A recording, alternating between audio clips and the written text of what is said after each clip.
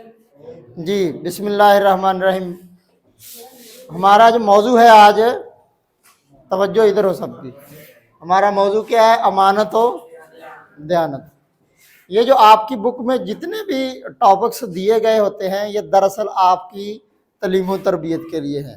اور میں جب ان کی وضاحت کرتا ہوں، میرا مقصد بھی آپ کی طبیعت میں وہ عنصر پیدا کرنے کی کوشش کرنا ہے. تو میں نے اس کی مین ہیڈنگز لکھ لی ہیں. توجہ ادھر. Mister Zain, you are not attentive to me. دیکھیں، پہلی بات کیا ہے کہ اس سبق کو پڑھنے سے ہم کیا سیکھیں گے؟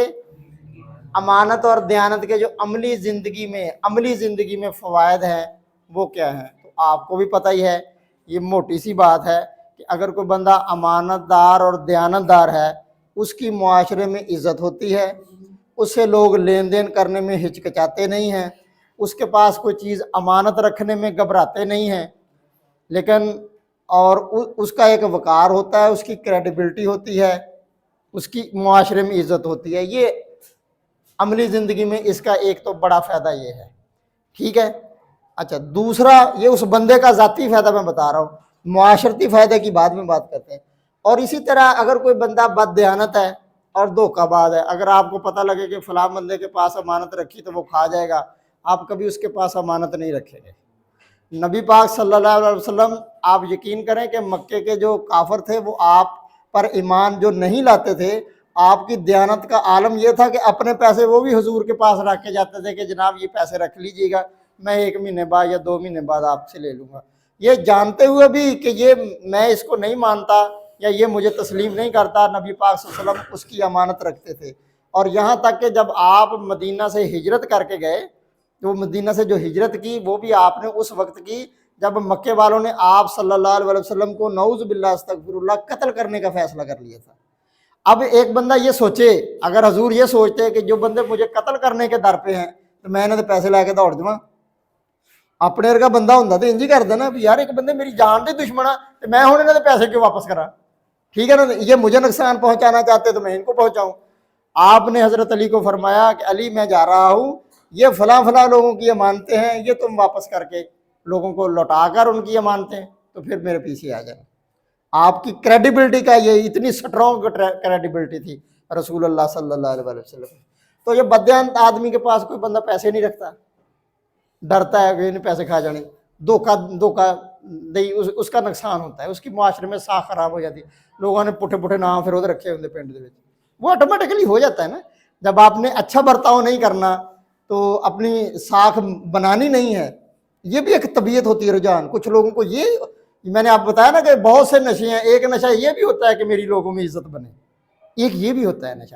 اس کے لیے کچھ لوگ اچھے کام کرتے ہیں، کچھ لوگ روب و دبدبا جمانے کے لیے کہتے ہیں کہ میرا روب بنے. لیکن پازیٹیو جو حضور نے فرمایا، میں نے آپ کو پہلے ہی بات بتائی، اللہ کے نبی نے جو بات فرمائی، اللہ کے نبی نے فرمایا اگر آپ معاشرے میں عزت چاہتے ہو تو کیا اختیار کرو؟ تقوی اختیار کرو. اچھا، امانت و دیانت کے معاشرتی ثمرات یہ ہوتے ہیں کہ وہ معاشرہ ترقی پاتا ہے. جس معاشرے میں زیادہ لوگ ایماندار اور دیانتدار ہوں، وہاں چوریاں ڈاکے نہیں ہوتے، وہاں لوگوں سے دھوکہ دہی نہیں ہوتی، وہاں قتل و غارت نہیں ہوتی، خون ریزی نہیں ہوتی، کیونکہ سب بندے نیک ہیں، دیانتدار ہے تو کوئی دھوکہ دینے والا نہیں. اگر کوئی کسی کو دھوکہ نہیں دیتا تو کسی کا جھگڑا ہوگا نہیں. کسی نے کسی کی امانت نہیں کھائی تو جھگڑا کس بات پہ ہوگا؟ کسی نے کس کو نقصان نہیں پہنچایا تو جھگڑا کس بات پہ ہوگا؟ جھگڑا نہیں ہوگا تو خون ریزی کیسے ہو جائے گی؟ تو معاشرہ امن و امان کا گہوارہ ہوتا ہے. نبی پاک صلی اللہ علیہ وسلم کی زندگی سے بھی میں نے آپ کو یہ بات بتا دی. ایک غالباً بندے نے رسول اللہ صلی اللہ علیہ وسلم کو کچھ پیسے دینے تھے. آپ نے کہا کہ آپ ادھر رکیے میں آتا ہوں. آپ صلی اللہ علیہ وسلم 3 دن تک اس کا ادھر انتظار کرتے رہے. وہ روز ہی بندہ آتا کہ نہیں آتا 3 دن جا کے دیکھنا بندہ آیا کہ نہیں آیا، جا کے نہیں. تو تیسرے دن وہ بائی چانس ادھر سے گزرا تو آپ نے کہا میں تو تمہارا انتظار کر رہا ہوں 3 دن سے ادھر، تو تم آئے نہیں. اس نے کہا میں تو بھول گیا تھا. آپ اتنے پکے ہیں بات کے. ٹھیک ہے نا. تو یہ حضور صلی اللہ علیہ وسلم کی زندگی سے مثالیں ہیں. تو معاشرہ، مسلمان معاشرہ، جس معاشرے میں بیٹا دیانتداری کا کلچر نہیں ہے، بددیانتی کا کلچر ہے، دھوکہ دہی کا کلچر ہے، وہاں بھلے روز قرآن پاک کی تلاوت ہوتی ہو، بھلے مسجدوں میں دھڑا دھڑ نمازی جاتے ہوں، بیٹا وہ معاشرہ مسلمان معاشرہ نہیں ہے. मुस्लिम सोसाइटी, मुसल्लम सोसाइटी होती ही बेटा ईमानदार और दयानतदार है। ये कलमा पढ़ लेने से हम ठीक है, ईमान कलमा तो हमने पढ़ लिया, लेकिन मुसलमान माशरा हम तश्कील तभी दे पाएंगे जब हम इस्लाम के फंडामेंटल्स पर अमल करेंगे। और इस्लाम के फंडामेंटल्स क्या हैं? उनमें दयानतदारी और अमानतदारी, दयानतदारी और अमानतदारी ये बुनियादी एलिमेंट है बेटा जी, ये बुनियादी जुज़ है ये किसी मुआशरे के। अमन व अमान आता ही इन्हीं से है। किसी मुआशरे के 3 बुनियादी अज्जा हैं, जैसे सुन लें, अमन व अमान, अदल व इंसाफ और मुआशरती और मुआशी मसावत, ये 3 बुनियादी। और ये तीनों बेटा ये अमानत और दयानत के बगैर किसी मुआशरे में कायम हो ही नहीं सकते, अमन व अमान आ ही नहीं सकता।